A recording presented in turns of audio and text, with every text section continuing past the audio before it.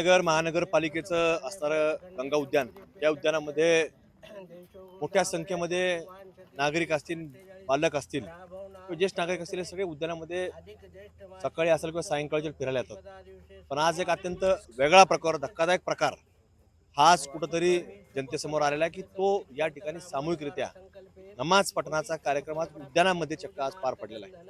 आणि त्याचा निषेध म्हणून सकल हिंदू समाजाच्या वतीनं आज या ठिकाणी हनुमान चालीसा असेल, भजन असेल, तर त्या जागेवरती त्या जागेवरती जिथं नमाज पठण झालं, सामूहिक नमाज पठण झालं, तिथं त्याचं भूमीचं शुद्धीकरणाचं देखील तिथं पूजा करण्यात आली आहे.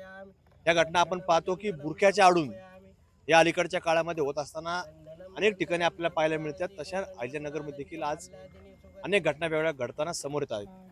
गेल्या काही दिवसांपूर्वीच माळीवाडा या परिसरामध्ये देखील बुरख्यामध्ये एक महिला आली, तिथं गोमांस तिने टाकलं.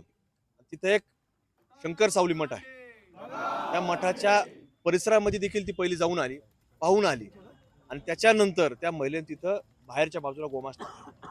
त्याचाही आरोपी अजून सापडला नाही.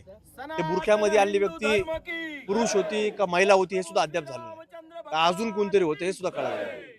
त्यामुळे या घटनेच्या बाबतीमध्ये आपल्याला समोर येत असताना पाहायला मिळतं की बुरखा हटाव आणि देश बचाव अशी एक मागणी करावं वाटते, असा एक प्रश्न आता सर्वांसमोर उपस्थित झालेला आहे.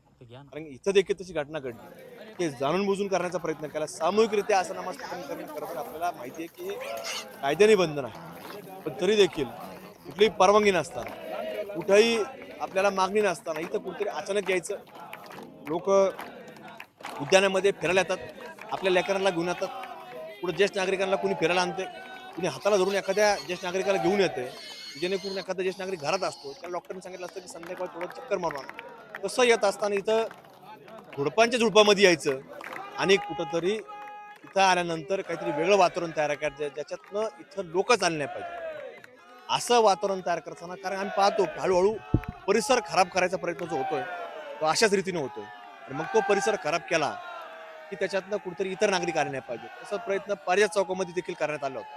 तिथं वेगळं अतिक्रमण करण्यात आलं आणि तिथं एकही माणूस राहिला नाही, तिथं चहा प्यायला यायचा. आता तिथं काय वेगळा चहा भेटत होता असंही काय नव्हतं, पण फक्त त्या परिसरामध्ये आपली दहशत निर्माण करायची. त्यामुळं आम्ही तिथं आंदोलन केलं, ते सगळं हरून पाडलं.